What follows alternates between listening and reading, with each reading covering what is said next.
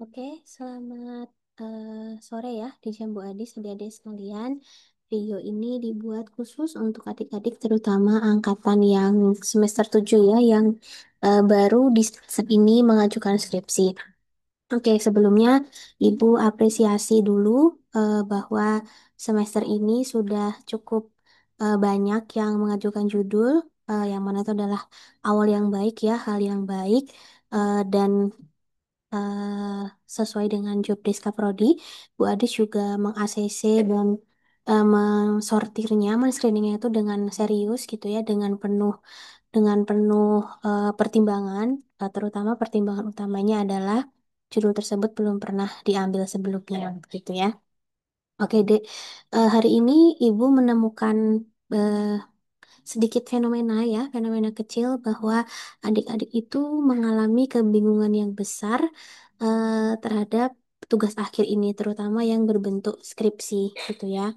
Ibu tadi bertanya kepada beberapa mahasiswi, hari ini ada 3, dan Ibu simpulkan bahwa adik-adik itu mengalami kebingungan, tidak tahu harus apa, harus bagaimana, tapi tidak bertanya, gitu ya. Sehingga ini Ibu buat untuk semuanya supaya harapannya ke depan lebih baik lagi. Sebelum Ibu mulai, Ibu mau klarifikasi dulu.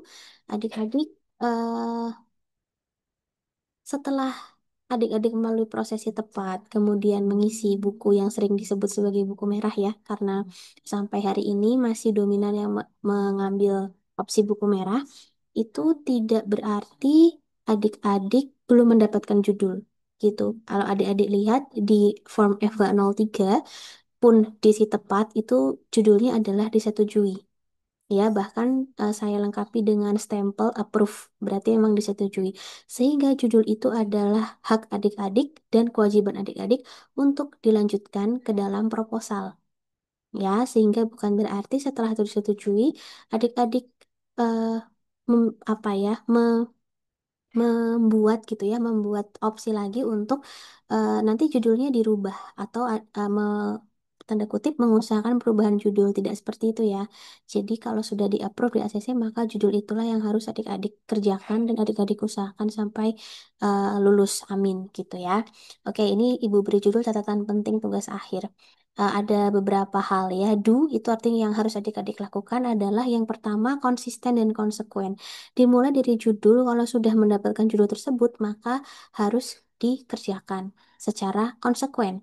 Kecuali dalam perjalanan ditemukan sebuah penyebab yang mana judul tersebut tidak bisa dilanjutkan, misalkan karena kesulitan penelitian, kemudian tidak ada data, tidak ada masalah hukum. Nah, baru judul tersebut bisa dikategorikan untuk bisa dilakukan pergantian. Begitu ya. Jadi bukan judul yang sudah adik-adik dapat itu karena bingung, karena nggak tahu harus gimana diganti, bukan seperti itu. Ya, jadi mindsetnya harus dibenahi lebih dulu. Dan sebenarnya semua sudah ada di buku pedoman, baik itu merah, kuning maupun hijau. Ada di poin kedua, Ibu agak lupa halaman berapa, tapi ada di poin kedua yang menyatakan bahwa job desk dari adik-adik bersama Dosbing 1 adalah untuk penyusunan proposal, bukan untuk pergantian judul. Ya, kenapa dalam alur itu harus asasi judul di Dosbing 1 untuk pergantian? Karena proposal itu dimulai dari Dosbing 1. Begitu. Jadi sehingga adik-adik itu harapannya di awal sebelum lebih jauh itu sudah terdeteksi ada kesulitan apa kalau memang ada kesulitan. Tapi harapan saya dengan screening yang saya lakukan dari si tepat itu tidak akan ada kesulitan lagi. Salah satu kesulitannya adalah misalkan kalau judul itu sudah pernah diambil sebelumnya, maka tidak bisa diambil lagi karena berarti nanti ada duplikasi atau ada plagiasi. Itu. Ya, kemudian mengerjakan sesuai dengan ketentuan, baik itu buku merah, kuning, atau hijau. Jadi adik-adik nggak bikin alur sendiri, nggak bikin ke Dosbing 1 minta ganti judul, nanti muter lagi ke Kaprodi, muter lagi gitu. Ya, ini adalah penyebab apabila adik-adik itu mengajukan judul tanpa pikir panjang. Pokoknya asal ajukan aja dulu judul. Nanti pikir nanti, oh tidak begitu. Adik-adik mengajukan judul itu ketiganya sudah siap. Ya, apapun nanti revisinya, apapun nanti perjalanannya, ketiganya ini adik-adik sudah siap, sudah punya poin-poin yang nanti akan saya sampaikan di slide berikutnya. Gitu ya. Nah, kalau tidak tahu, adik-adik tuh bertanya kepada saya, kepada Kak Prodi, kepada eh, Pak Faisal selaku Wakil Dekan satu misalkan. Gitu. Jangan bertanya kata teman, kata teman, kata teman. Gitu ya, karena yang menjaga gitu ya alur pedoman itu tetap di bidang satu yaitu saya dan Pak Faisal. Oke, dan selanjutnya semangat tepat waktu. Jadi kalau udah diajukan jangan ditinggal. Ya, ingat ini sudah bulan Oktober. Habis ini akhir tahun sudah banyak libur gitu ya. Nanti nggak dikerjakan lagi sudah ganti semester berarti adik-adik harus kehilangan waktu. Sudah ada rugi waktu satu semester kalau tidak dikerjakan atau tidak dilanjutkan. Ya pun sama buat teman-teman yang belum mengajukan, berarti harus segera mengajukan dengan harapan adik-adik semester depan sudah selesai.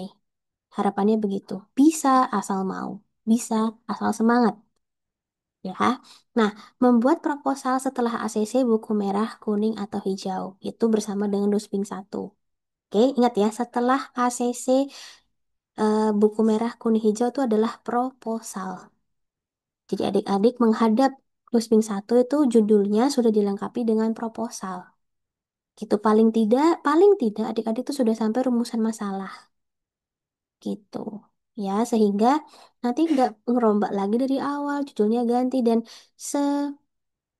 selama ibu jadi kaprodi baru ini ibu menghadapi eh, ada kebingungan ganti judul setelah asis judul. Gitu. Selama ini tidak pernah. Selama ini ganti judul itu kalau memang misalkan ada permasalahan misalkan harus ganti tempat. Misalkan tidak ditemukan permasalahan hukum. Selama ini permasalahannya gitu, bukan bukan merasa sulit, merasa bingung lalu ganti itu berarti namanya kalian kembali ke poin awal, tidak konsisten dan tidak konsekuen. Ya, kemudian adik-adik juga harus mengerjakan revisi bab 4 dan 5 nanti setelah review proposal nanti bab 4 5 itu bersama dengan dosping 2. Begitu. Ya, ini adalah yang harus dilakukan. Do. Oke. Selanjutnya adalah do not. Tidak boleh dilakukan. Ya, tadi mengajukan judul tanpa pikir panjang. Saya itu men-screening judul dengan serius, dengan seksama.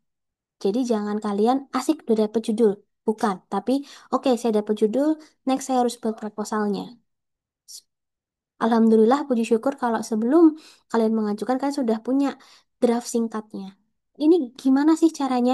Adik-adik waktu kemarin MPPH ya, itu adalah poin penting. Adik-adik bikin proposal, adik-adik diajarin teorinya. Ya memang untuk ini. Jangan mau ngajuin judul mikir lagi itu silahkan telur-telur yang kalian hasilkan saat MPPH silahkan diajukan lagi gitu ya.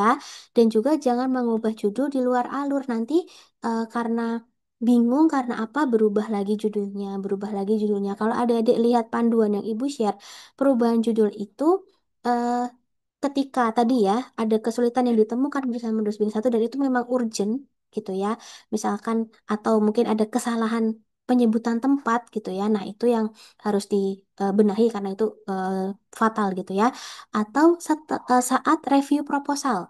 Di review proposal itu masukan-masukannya mengerucut pada oh ini harus ganti judul nih karena kurang tepat, kurang spesifik dan sebagainya. Nah, itu baru gitu ya. Dan ketiga, terlalu banyak bingung. Jadi adik-adik itu posisi mengajukan ke si tepat itu harusnya sudah ibarat orang itu menembak pelurunya komplit, bukan senapan kosong gitu.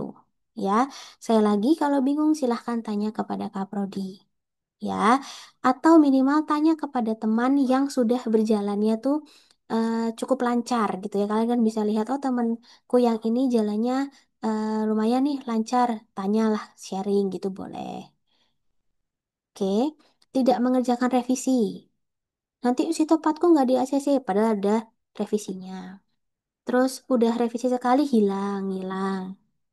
Itu jangan harus konsisten, konsepkan revisi dikerjakan itu wajar. Gitu.